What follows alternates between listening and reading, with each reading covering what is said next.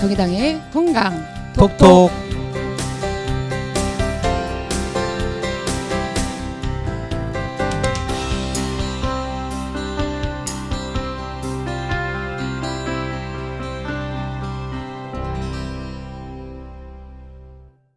안녕하세요. 이제 드디어 4회차를 맞이했습니다. 시즌2에.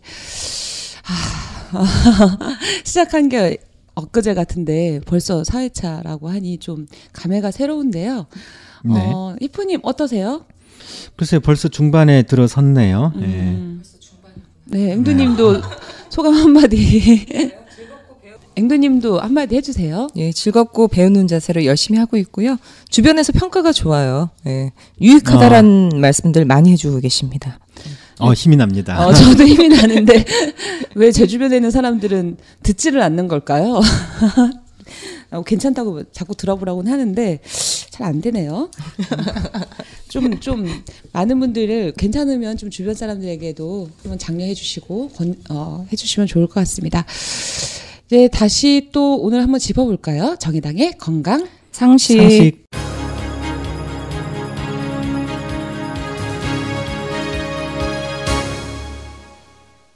비타민 다들 먹고 있는 것 같아요. 저도 비타민제 먹고 있는데 비타민 보충제 과연 효과가 좋을까 싶은데요. 어떤가요? 예. 오늘 건강상식에서 좀 비타민 얘기들을 좀 해볼까 하는데요. 비타민 많이 먹죠. 건강에 좋다. 몸에 유용하다라고 하는데 만병통치약처럼 얘기할 때도 많던데. 때로는. 네. 근데 이제 이 효과 논쟁이 의학계에서 있었습니다. 그리고 최종적으로 결론이 났습니다. 어떻게 났나요? 효과가 없습니다. 어머나. 이런 왜 효과가 없다고 결론이 난 거죠? 이제 그동안 이제 비타민제라든지 뭐 종합 비타민, 뭐 또 음료수는 이런 것도 비타 어쩌고 저쩌고 많지 않습니까?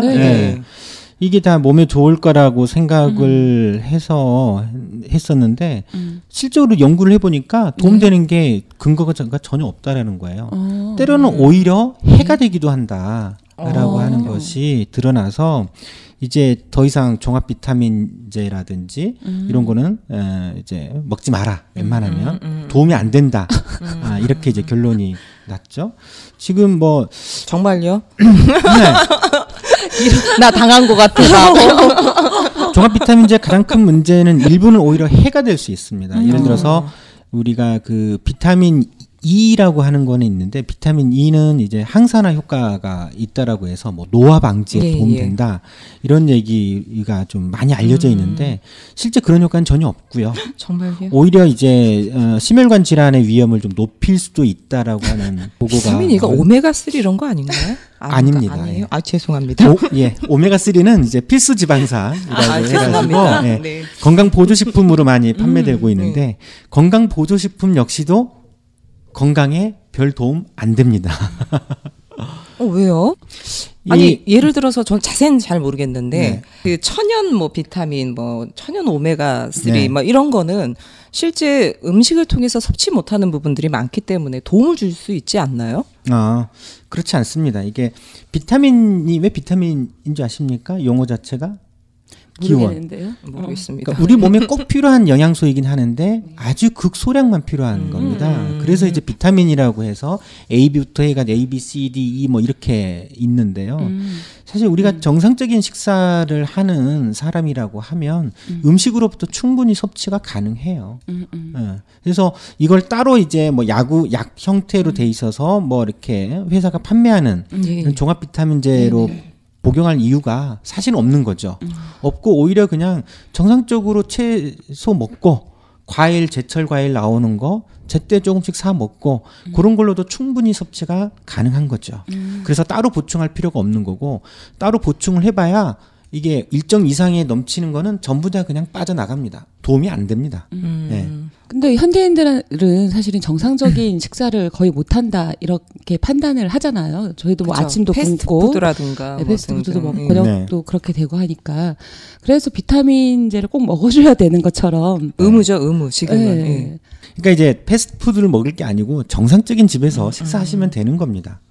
그래서 이런 이제 비타민이나 이런 거 섭취하는데 전혀 문제가 없고. 아니 물론 이제 대한민국 국민들 뭐 모두가 다 패스트푸드를 먹는 건 아니지만, 그렇죠. 근데 TV를 켜든 어디를 돌리든 간에 최근 들어서 특히 비타민 관련된 부분이나 이런 그 섭취와 관련된 부분을 어떻게 보면 권장하는 듯한 이런 게 많고요.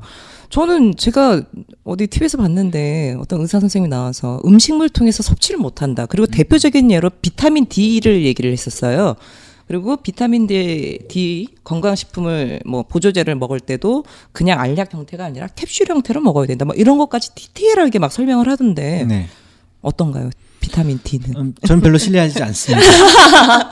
비타민 D는 이제 뼈를 만드는데 꼭 필요한 성분이죠. 그래서 골다공증 예. 예방하는 효과가 있는데 멸치를 먹었더라도 비타민 D가 있어야지 효과가 있다. 막 예. 이런 얘기를 하시더라고요. 비타민 D는 외부에서 섭취할 수도 있지만 음식에선 거의 없고요. 대신에 우리가 햇볕에 노출이 되면 우리 몸의 피부에서 비타민 D를 생산을 합니다. 그렇기 때문에 별 문제가 안 됩니다. 1년 내내 햇볕을 안 쬐고 있는다라고 하면 모르겠지만 예. 아니 근데 사실은 이런 비타민 보충제 관련된 게 최근 들어서 급부상한 것 같아요. 어디를 틀든 간에 비타민이라는 TV 프로도 있으니까 심지어는. 근데 이게 어떻게 보면 그 실질적인 효과보다는 이게 너무 시장성을 염두에 둔 그렇죠. 과도한 이런 게 아닌가 네. 싶은데 말씀 들은 예. 거로는. 그러니까 이제 건강 자체가 워낙 상품화돼 버렸기 때문에 그래서 이제 건강과 관련된 이런 건강 기능식품이라든지 비타민제라든지 이런 게 이제 상업화돼서 광고하고 많이 먹게 만들어야 되는 거죠. 그래야 많이 팔리지 않습니까?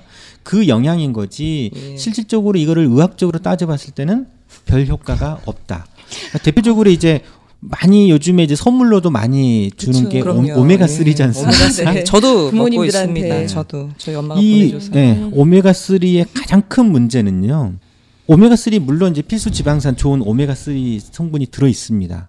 근데 그게 캡슐 형태로 돼 있는 거에서 실제 오메가3는 30%밖에 안 됩니다. 그럼 뭐가 들어있나요? 그럼 나머지 70%는 뭐냐? 지방인가? 포화지방산입니다. 포화지방산은 그러니까 기름덩어리 먹는 거예요. 포화지방산은 건강에 안 좋다고들 그냥. 계속 그렇죠. 나오는 거 아닌가요? 예, 예. 그래서 사실은 이건 오메가3가 아니고 포화지방산을 먹는 거에 불순물로 30%로 좋은 성분이 섞여 있는 게 불가하다라는 거죠. 매일 그래서 먹고 있는데. 오메가3 효과 건강에 유익한 효과 없고요. 오히려 콜레스테롤 수치는 높일 수 있습니다. 뒤통수 맞는 느낌들 이 동하는. 그래서 제가 보기에는 이거 들으면 논란이 막 거세질 것 같은데요. 상식적으로 생각하시면 됩니다. 그러니까 시장에서 판매되고 있는 건 대부분 뭘로 판매가 되죠? 건강보조 네. 식품이죠. 예, 의약품이 아닙니다. 예. 의약품은 효능이 인정이 되는 복잡한 연구를 통해서 입증이 되는 것만 의약품으로 되는 거고요. 건강기능식품은 몸에 이제 유용한 성분이 함유만 돼 있으면 그거를 식약청에서 건강에 유익한 효과를 증명하지 않더라도 뭐 별 문제 없으니까 그냥 허가를 해주는 거에 불과해요. 그래서 마치 이걸 약처럼 만들어서 판매하는데 그건 약이 아니고 그냥 네. 식품인 겁니다. 네. 제가 그 예를 하나 들면 참 얼마 전에 눈이 안 좋아서 안과를 갔어요. 근데 저희 엄마가 아주 홈쇼핑을 굉장히 좋아하시는 분인데 아사이베리라는 거를 사서 그쵸. 드셨대요. 네. 그게 눈 건강에 좋다 그래서. 그쵸. 그랬는데 그거를 드시고 나서 눈이 너무 좋아졌다는 거예요. 그래서 저는 정말 그래서 얼마 전에 안과 가서 제가 질환이 있어서 치료를 받고 선생님한테 선생님 아사이베리를 먹으면 눈 건강에 많이 도움이 되나요? 그랬더니 선생님이 정말 저한테 편안하게 말씀하신 게 그게 눈 건강에 도움이 되면 제가 의사를 때려치고 그 약으로 만들었을 겁니다. 이 얘기를 하시는데 그렇죠. 그 얘기죠. 지금 말씀하신 게. 네. 예. 그래서 한 가지만 더 첨언하면 저기 보통 이제 해외여행 많이 가시잖아요. 네네. 해외여행 가면 굉장히 저렴하게 갑니다. 근데 이제 집단으로 이제 가고 그러면 꼭 어디를 들리게 되냐면 이런 건강보조식품을 판매하는 샵을 꼭 들려요. 근데 거기 보면 무슨 오메가3라든지 무슨 상어 연골 뭐 희한한 것들이 막 뭐 수십만 원에 판매하거든요. 그런 거 절대 구매하지 마십시오. 네. 저희 장모님이 한때 저기 저희 아주머니들끼리 여행 갔다가 무려 상어 연골을 2박스를 사오셨는데 그게 150만 원이나 사오신 거예요. 그래서 2개를 사왔는데 내가 그래서 인터넷 검색해봤어요. 똑같은 상품을 인터넷으로 구매하니까 7만 원에 구매가 가능하더라고요. 그리고 상어 연골도 물론 효과 또 없습니다, 관절에.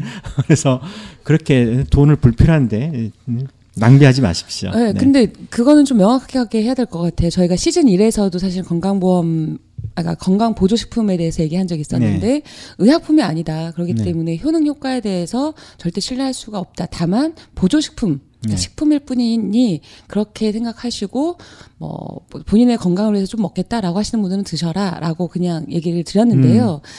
지금 히포님 말에 따르면은 비타민 같은 경우는 건강 보조식품이나 또 문제까지 오히려 심혈관 질환이라든가 이런데 문제까지 오히려 더 있으니 오히려 안 먹는 것 또 권장하시는 거잖아요. 그렇죠. 차라리 효과 없다 이렇게 말씀하시는 효과 없다는 정도 효과가 명확히 없고 플러스 알파에서는 문제까지 발생할 수 있다 이런. 그러니까 득이 없고 득이 있다는 연구는 거의 없고 오히려 일부 연구에서는 또 해가 된다라고 하는 연구가 나온 거죠.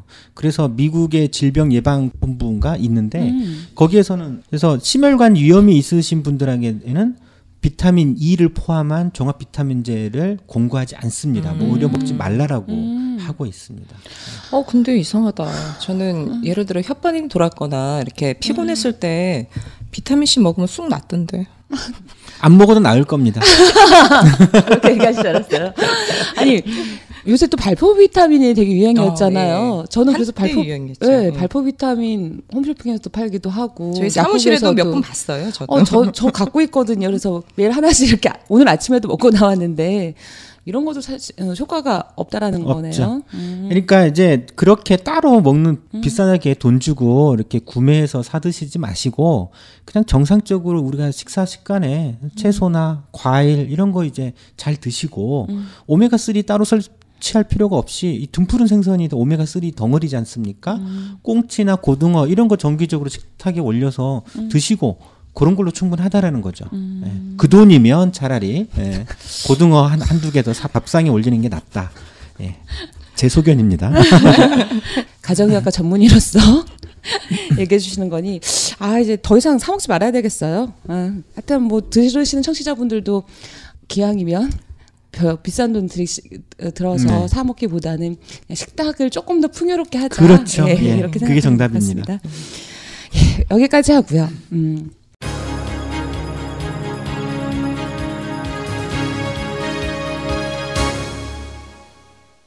본론으로 들어가겠습니다. 저희가 지난번에 1편, 2편에서 사보험 대신 건강보험 하나로 좀 그 무상의료를 해보자 이런 얘기들을 쭉 했었습니다. 근데 이와 관련돼서 좀 여러 가지 그 문제 제기들이 있는 것 같아요. 그래서 하나씩 저희가 좀 짚어보면 어떨까 싶은데요. 그 뭐 가장 그냥 쉽게 얘기하는 건 너무 이상적인 거 아니냐, 어떻게 가능할 거냐 이런 얘기들을 그냥 툭 내던질 수 있을 것 같아요. 그러니까 많은 분들이 건강보험으로 모든 병원비 해결하자고라고 했을 때 그게 의구심을 갖고 있죠. 그게 과연 가능해? 라는 의구심을 갖고 있는데 가능하죠. 그러니까 저번에도 짚어봤지만 유럽 같은 경우에는 다 건강보험이든 아니면 국가보건서비스 NHS 방식으로 다 의료비를 해결하고 있거든요. 오히려 이거를 사회보험이나 국가가 의료비를 해결을 못 해주는 나라가 오히려 이상한 나라죠. 우리나라 같은 미국, 칠레, 뭐 멕시코 이런 나라들 일부를 제외하면 다 공보험으로 해결하고 있거든요. 그게 지극히 정상적인 거죠. 지난번에 1, 2편 했을 때도 놀라웠던 게 보장성이 일본이 80% 정도라고 해서 대한민국보다도 훨씬 높았던 거죠. 어떻게 보면 일본 같은 경우 우리보다 의료비가 더 비싸고 더 지출이 많을 거라고 생각하는데 보장성을 비교했을 때는 훨씬 높았다라는 게 저는 가장 인상이 깊습니다. 약간 착각할 수도 있지만 사회보장제도가 우리나라보다 훨씬 잘 발달되어 있는 굉장히 나라입니다. 잘 돼 있습니다. 미국이랑 비슷하다고 생각해요. 대부분 그런 인식이 있죠. 심지어 우리나라 밑에 대만이 있지 않습니까? 대만도 사실은 건강보험으로 다 해결하고 있어요. 우리나라하고 제도가 거의 비슷합니다. 대만이. 근데 대만은 우리나라보다 건강보험 제도 출발이 좀 더 늦은 걸로 알고 있는데 그런데도 불구하고 이미 건강보험으로 다 모든 병원비를 국민들이 해결하고 있어요. 현재. 근데 이렇게 질의하는 사람들의 많은 의구심 중에 하나가 그렇게 이제 건강보험 하나로 다 이제 무상으로 한다고 했을 때 사람들이 의료비를 그러니까 과다 지출할 거 아니냐. 그러니까 더 많이 이용하고 너무 많이 이용해서 공짜라고 하니 너무 많이 이용해서 아니 옛말에 그거 있잖아요. 공짜면 양질물도 마신다. 아니 그러니까 조금 아픈데도 예를 들어서 그냥 병원 가는 거죠. 조금 아픈데도 병원 가고 그냥 더 비싼 거 예를 하고 들어서 뭐 병원비가 예. 비쌀 때는 조금만 상처가 나더라도 그냥 알아서 치료하고 뭐 이럴 텐데 조금이나 아파도 그냥 병원 가는 그렇게 되면 너무나 많이 그 의료를 그렇죠. 이용하게 돼서 과잉 뭐 네. 이런 부분에 대한 우려도 사실은 있는 거거든요. 있죠. 근데 이건 좀 냉철하게 따져봐야 될 것이 우선 가장 기본적으로 그건 겁니다. 예를 들어서 상식적으로 생각해 보세요. 내가 아프지도 않는데 감기가 안 걸렸는데 의료비가 공짜라고 병원 가가지고 감기약 먹겠습니까? 그렇지 않잖아요. 그렇죠? 머리가 아프지도 않는데 타이레놀 먹을 이유가 없단 말이죠. 네. 병원비가 공짜라고 해서 야 공짜야? 내 맹장이나 그럼 공짜인데 떼볼까? 해가지고 맹장 수술을 받습니까? 그러지 않다라는 거죠. 그러니까 기본적으로 의료는 자기에게 필요할 때 이용을 하는 겁니다. 또 이게 의료 이용하는 게 꽤 귀찮은 일이에요. 그렇죠. 그러니까 대기 시간 이런 게 또 길어지겠죠. 병원도 특별하게 시간을 내야죠. 일부러 뭐 직장인들 같은 경우는 시간 빼고 병원 가야 되고 병원 가서 기다리고 이런 시간으로 낭비되는 것들이 있기 때문에 가벼운 정도 그냥 간단하게 해결할 수 있는 거라고 하면 좀 상처 났으면 그냥 집에 상비약으로 가지고 있는 데일밴드 붙이지 않습니까? 그 가지고 일부는 물론 이제 그 극성 떠시는 분들은 병원에 갈 수 있지만 그 일부고요. 그런다고 해서 그런 분들이 일부 있겠죠. 그런다고 해서 건강보험의 어떤 전체 재정이 갑자기 폭등하거나 그러지는 않습니다. 아니 근데 그런 말씀하시는 분들도 있을 것 같아요. 이게 어차피 국가에서 이제 보장성을 높이는 거고 등등인데 대한민국 지금 나라빚이 20조다. 이거 시간 가면 갈수록 정말 나라빚 대물림까지 나올 수 있다라는 우려의 목소리가 있는데 도대체 맨날 돈 없다 하는데 이거 어떻게 해결할 수 있냐. 이 얘기가 제가 보기엔 가장 많이 나오지 않을까 싶어요. 그렇죠. 예. 그래서 이런 주장을 이제 정치권에서 비슷한 주장을 한 게 지난 대선 때 한번 상기해 보면 그때 이제 건강보험 하나로 무상의료 하겠다라고 했고 요거를 그때 당시에 민주당이 받았죠. 그래서 민주당이 그 다른 것까지 포괄해서 삼무일반이라고 기억나십니까? 삼무일반이었죠. 삼무일반. 3+1 같은 거. 네. 그 정책을 내걸었을 때 이제 새누리당이 굉장히 맹렬하게 공격을 했어요. 특히 이제 무상의료 가지고 공격을 많이 했거든요. 무상의료 하게 되면 의료 이용량이 폭증하게 될 거고 그럼 건강보험 재정이 엄청나게 늘어날 거고 그러면 국민들이 내야 되는 건강보험료가 2배, 3배 늘어난다라고 공격을 했어요. 정확하게 수치로 얘기하면 우리 저번에 이제 건강보험 하나로 측에서는 대략 한 14조 정도면 충분하다라고 얘기했었잖아요. 근데 그때 이제 새누리당은 14조 택도 없다. 24조에서 36조 들어간다. 심지어 어떤 교수는 64조까지 들어간다라고 얘기를 했어요. 아니 우리나라 지금 국민 의료비 총액이 97조입니다. 그중에 건강보험이 차지하고 있는 게 대략 한 60조 정도 되고 나머지 뭐 산재보험도 있고 의료급여도 있고 등등에 이렇게 있단 말이죠. 그러면 지금 새누리당 말대로 건강보험 하나로가 실현이 되면 우리나라 국민 의료비가 그러면 뭐 지금은 대략 한 7.6% 정도 되는데 GDP 대비 그럼 뭐 10%가 확 넘어갈 거다 이런 주장이거든요. 말도 안 되는 주장인 거죠. 이게 이제 좀 더 전문적인 용어로 얘기를 하면 가격 탄력도라는 게 있습니다. 가격 탄력도요? 예. 지금 담배값 가지고도 가격 탄력성 얘기가 좀 나오긴 했지 않습니까? 그러니까 의료 역시도 이 가격 탄력성이 있어요. 가격 탄력성은 비탄력적이라는 거죠. 그러니까 이제 가격이 떨어진다라고 해서 무한정 늘어나거나 또 가격이 높다라고 하더라도 완전히 의료 이용을 하지는 않거나 그러지는 않아요. 그런 의미구나. 예. 다른 이제 사치제는 가격 탄력성이 1이 넘죠. 근데 의료 서비스는 굉장히 낮습니다. 아니 공짜라고 해서 아프지도 않은데 입원하지는 않는단 말이죠. 이런 문제가 있는데 새누리당이 이거를 가격 탄력성을 1 이상으로 마치 사치제처럼 폭등할 거다라고 공격을 한 거고요. 그때 당시에 또 조선일보가 또 굉장히 또 한몫한 게 2005년도인가 6년도에 2006년도에 노무현 정부 때 어떤 정책을 했냐면 6세 미만 어린이들이 입원하게 되면 입원에 대해서는 비급여는 제외하고 본인 부담을 전액 무상으로 했거든요. 이제 그때 당시에 건강보험 이 재정이 6세 미만 진료비가 갑자기 폭등했다 이런 식으로 조선일보가 40% 정도 늘어났다라고 아주 선정적으로 했죠. 그게 전형적인 거짓말이었어요. 통계를 잘못 읽은 거였거든요. 사실은 10% 정도밖에 증가하지 않았어요. 그때 이제 건강보험 재정이 10% 정도 증가했었거든요. 근데 6세 미만 그러면 진료비가 왜 폭등했냐? 이게 그 전에는 애가 태어나잖아요. 아이가 태어나면 신생아 진료비는 산모 진료비에 통합이 됐어요. 아, 그랬었구나. 네. 예. 근데 2006년 이후에 신생아 진료비를 이제 소아 진료비로 이제 통계를 옮겨 잡은 거죠. 그러니까 이제 산모 진료비는 그러면 줄겠죠. 이게 이제 6세 미만 소아 진료비로 잡히다 보니까 6세 미만 소아비는 늘어나고 산모 진료비는 줄었던 건데 준 건 얘기하지 않고 6세 미만만 이게 마치 노무현 정부의 무상 입원 때문에 이 폭등한 것처럼 사기친 거죠.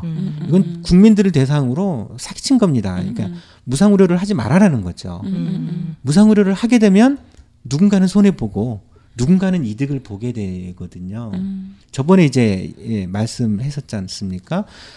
건강보험으로 다 해결을 하게 되면 국민들도 부담이 늘어나겠지만 사측의 부담도 늘어나게 되고 또 국가재정도 좀 더 들어가게 되고요. 또 결정적인 이유가 우리가 건강보험으로 모든 병원비를 해결하게 되면 사보험이죠. 그렇죠? 사보험이 필요 없어지거든요. 근데 사보험을 누가 팔고 있어요? 보험사가 팔고 있는데 다 재벌 기업들이 그렇죠. 하나씩은 다 보험사를 가지고 있어요. 그렇지. 대기업들이 보험사 없는 대기업이 그렇죠. 없죠. 이 이해관계가 걸려 있기 때문에 있지도 않는 사실을 과대 포장을 해서 안 된다. 이렇게 되면 국민들 건강보험 재정 파탄 나고 건강보험료 2배, 3배 올라간다. 이런 식으로 거짓말 친 거죠. 이건 대국민을 대상으로 협박죄라는 게 있나요? 거기에 이거는 해당이 되는 거 아니냐. 저희가 생각할 때는 현재 건강보험료의 대략 한 30% 정도만 추가적으로 부담하게 되면 연간 100만 원 상한제, 그다음에 거의 대부분 사보험이 필요하지 않는 특히 이제 민간의료보험 그중에서도 실손의료보험은 사실은 가입할 필요가 없어지는 정도의 건강보험으로 모든 병원비는 대부분의 병원비는 해결할 수 있다라는 거죠.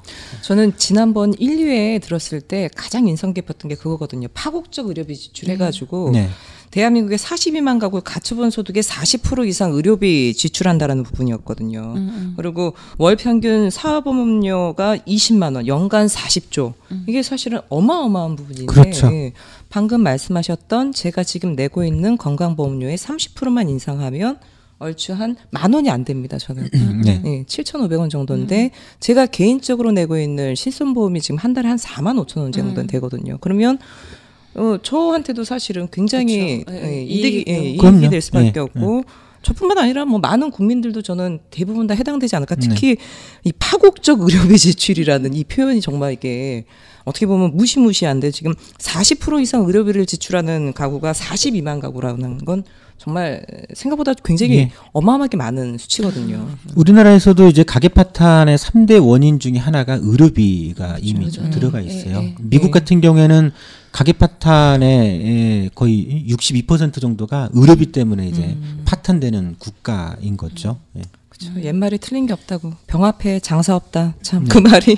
그래서 무상의료 한다라고 해서 의료 이용량이 확 늘어나지는 않는다. 이런 거는 외국 사례 봐도 알 수 있어요. 사실 의료 이용량이 많은 나라가 사실 우리나라예요.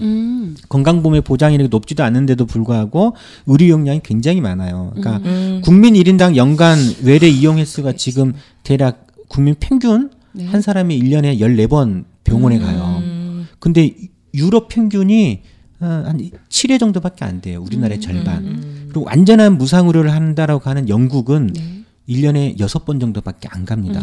왜 그럴까요? 희한하죠? 왜 그럴까요? 그런 것 때문에 그런 거 아닌가? 우리 일상적으로 보면 예전부터 좀 몸이 아프면 그냥 약국 가가지고 약 먹거나 아니면 자기가 좀 몸 관리하면서 낫기보다는 병원 가서 주사 한 대 맞고 와. 그래야지 금방 떨어져. 뭐 특히 감기 같은 거. 그런 얘기가 일반적으로 많지 않나요? 감기 걸리면 빨리 병원 가서 주사 한 대 맞고 와. 왜 이렇게 의료 이용량이 높은 건가요?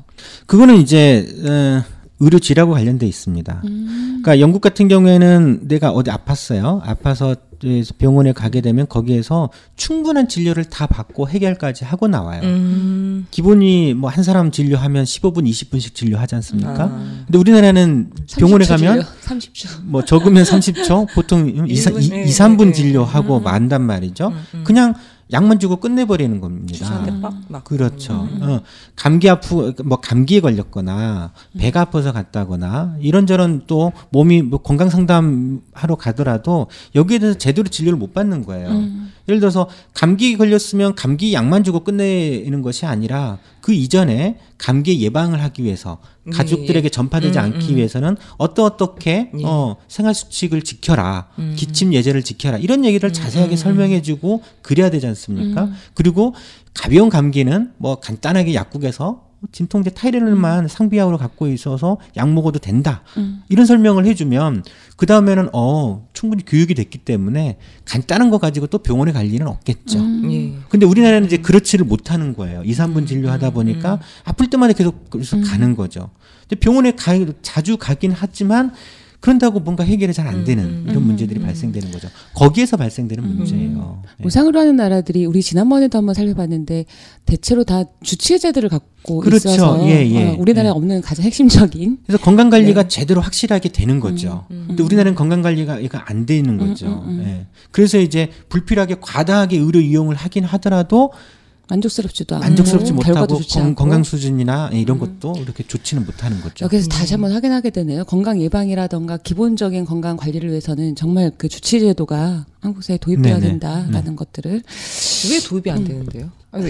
예? 그거 하나도 이제 어마징징한 이 주제이기 때문에 다음번에 한번 우리 또 시즌 1에서 저기 주치의제 문제는 아마 다룬 걸로. 다뤘습니다. 저희가 아동주치의 문제 다루면서 한번 다뤄봤는데요. 시즌 한 6화였나? 한번 이제 청취자 5화. 청취자분들도 궁금하시면 한번 5화를 다시 한번 궁금하신 분은 보시기 바라고요. 그럼 이 문제는 그럼 그렇다고 하고 또 이제 좀 진보 진영 내에서도 사실은 무상으로 관련돼서도 문제제기 건강보험 하나로 관련돼서 문제제기가 있는 것 같아요. 있죠. 예. 뭐 지금과 같은 그러니까 공공병상에 거의 보면은 한 10% 내외로 알고 있는데요.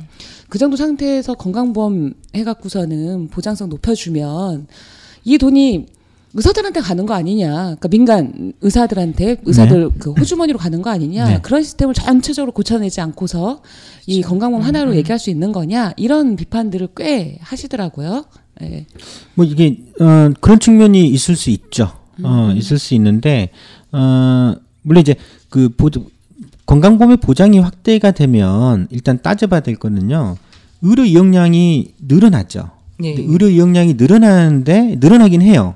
약간 늘어나요. 많이 안 늘어나지만 약간 늘어나는 건 1차적으로 그동안에 이제 이 병원 의료비 장벽이 높았었던 서민들, 병원을 못 갔던 아파도 병원에 못 갔던 분들이 이제 새롭게 무상의료를 하게 되면 의료 이용을 하게 되는 거죠. 이런 부분들은 늘어나죠. 이건 아주 정상적으로 당연한 거죠. 그건 오히려 권장해줘야 되는 거죠. 그렇죠. 여기에서 늘어난 측면들이 있지만 그 재원이 이렇게 많이 들어가지는 않습니다. 또 하나가 이제 방금 얘기하셨던 이제 무상의료 하게 되면 의료기관이 막 과잉 진료를 더 할 거 아니냐라고 하는 우려들이 있는 건데 그건 기우죠.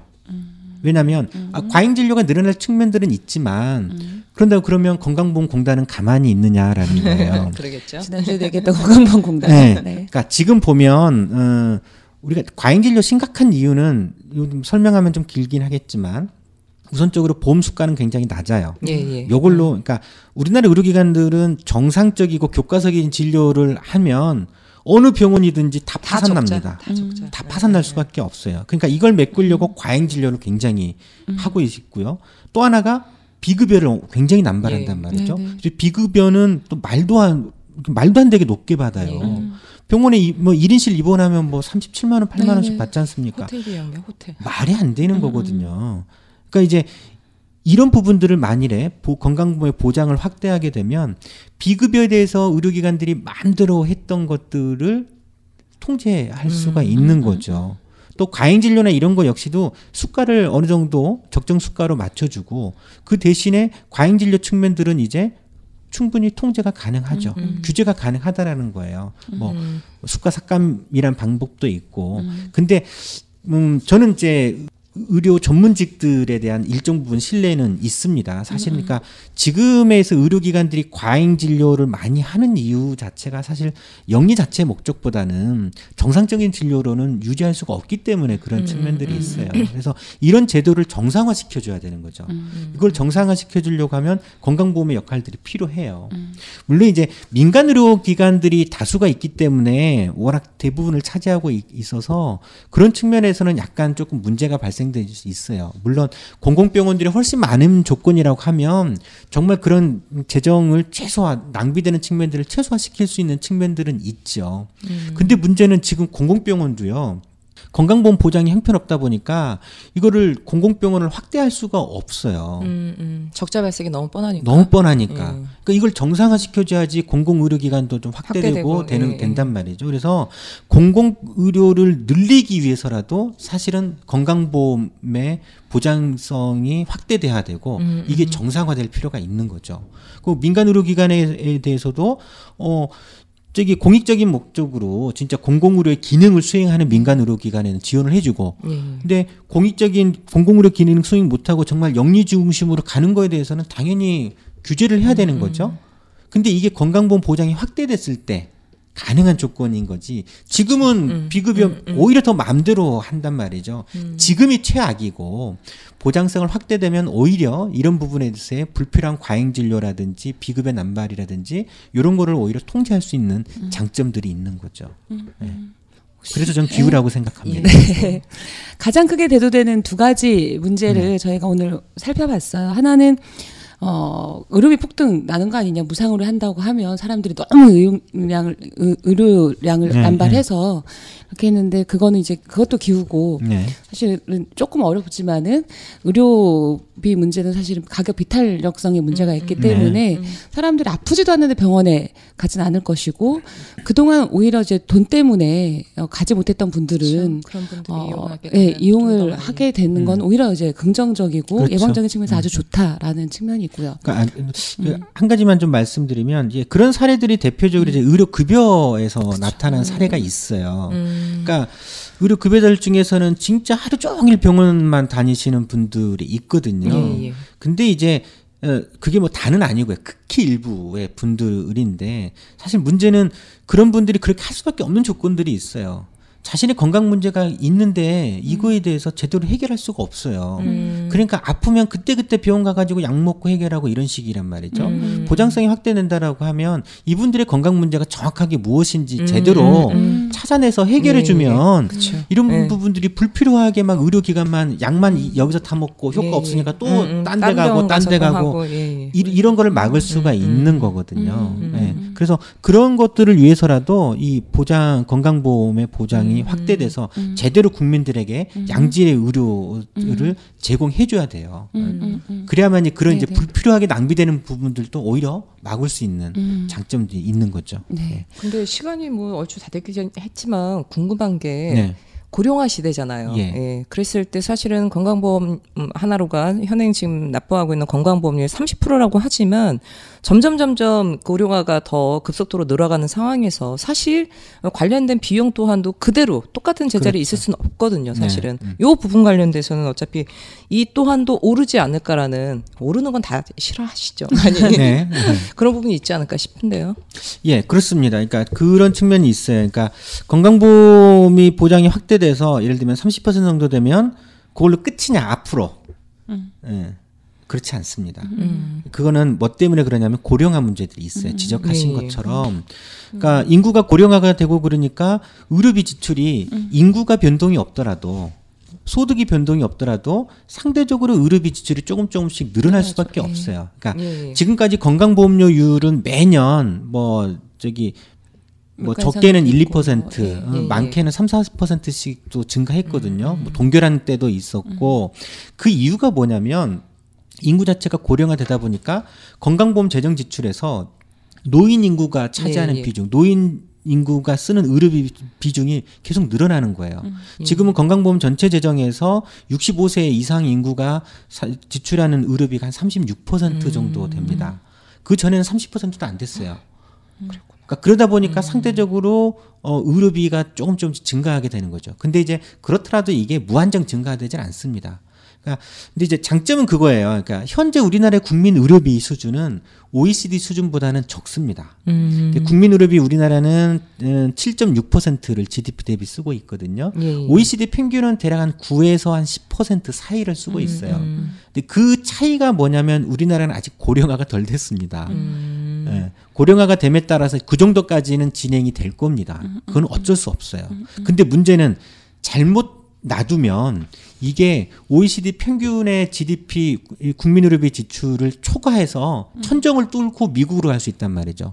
미국은 국민의료비가 GDP의 무려 17%를 쓰고 있어요. 우리나라가 7%밖에 안 쓰는데 다른 나라들 다 9% 10% 쓰는데 혼자만 유독 17% 뜨고 있거든요. 그거 이유는 의료 민영화된 민간 의료원 시스템으로 작동된 의료 민영화된 사회이기 때문에 그래요. 우리나라도 건강보험 보장이 확대돼서 공공의료를 강화시키지 않는다라고 하면 지금 계속 현 정부가 미국식 의료 시스템으로 만들려고 의료 영리화 정책을 추진하고 있지 않습니까? 이렇게 되면 이제 국민 의료비 지출이 더 늘어날 수밖에 없죠. 불필요하게 원격 진료하는데 의료비를 더 써야 되고 뭐 그런 문제들이 발생되잖아요. 건강에 전혀 도움도 안 되는. 그러니까 의료비 지출은 급격하게 늘어나게 되는 거죠. 이걸 오히려 제어하고 의료 민영화를 저지하고 공공의료 건강보험 보장을 확대하고 사회보장 제도를 튼튼하게 하게 된다라고 하면 적정한 수준에서 오히려 관리가 충분히 가능하죠. 그래서 고령화를 대비하기 위해서라도 공공의료 확대해야 된다. 건강보험 보장을 확대해야 된다라는 결론에 도달할 수 있다라고 봅니다. 네. 그 30%만 올리면 지금 현재 본인이 갖고 있는 건강보험료 에서 30%만 올리면 저희가 충분히 거의 그 무상으로를 할 수 있다라는 거고 어쩔 수 없이 고령화 문제는 계속 이 사회가 함께 해결해야 될 문제이기 때문에 그것 때문에 조금씩 늘어나는 그 부담분은 우리가 이제 좀 추가로 같이 이제 사회적 합의를 통해서 또 이제 조금씩 서서히 올려나가야 되지 않을까라는 생각이 듭니다. 그러기 위해서라도 지금 부가체계 개편이 아주 중요하죠. 아주 중요합니다. 네. 중요합니다. 네. 그리고 일각에서 뭐 또 이제 진보 진영에서 얘기했던 그러니까 의사들 호주머니로 그렇게 건강보험 올려봤자 의사들 호주머니 들어가는 거 아니냐라고 얘기는 하셨지만 실제로 그렇다라기보다는 적정 가격, 그러니까 우리 적정 수가라고 얘기는 하는데 지금 현재 수가 체계를 조금 적정화시키고 충분히 한다면 의사들 역시도 또 건강보험으로 그러니까 공공의료를 좀 공공의료적 선택, 과잉 진료 뭐 등등과 그런 것들을 없애는데 되고. 그리고 건강보험공단이 알아서 정부가 알아서 이 통제할 수밖에 없는 시스템 아니냐, 오히려 그 속에서 이렇게 잘 되는 거 아니냐, 이렇게까지 좀 정리할 수 있을 것 같습니다. 오늘 여기까지 하겠습니다. 앞에서 계속 이 PD님이 계속 끝마쳐 달라고 계속 손짓을 하고 있어서 못 봤어요. 얘기를 더 하고 싶고 듣고 싶겠지만 아까부터 계속 그러고 있었습니다. 그래서 좀 빨리빨리 정리하고 마치는 걸로 하겠습니다. 두 분 다 고생하셨고요. 다음 주에 다시 뵙도록 하겠습니다. 청취자 여러분. 다음 주부터 이제 본격적으로 사보험에 대해서 하나하나씩 다 뜯어볼 수 있는. 어려워요. 영수증 갖고 와야 되나? 고지서 이런 것도 갖고 와야 되나? 네. 보험 증서 있으면 가지고 오세요. 갖고 그래야 되겠다. 사실은 저도 하나 들고 있습니다. 그래서 가지고 오십시오. 저는 건강톡톡 때문에 사생활 대방출 같아요. 다음번에는 진짜로 여러분들이 궁금하시는 전 국민이 다 하나씩 갖고 있는, 특히 실손은 3천만이 들고 있는 이와 관련돼서 정말 하나씩 파헤쳐보는 시간들을 쭉 갖도록 하겠습니다. 네, 청취해주신 청취자 여러분 감사하고요. 다음 주에 다시 뵙도록 하겠습니다. 두 분 수고하셨습니다. 수고하셨습니다. 고맙습니다.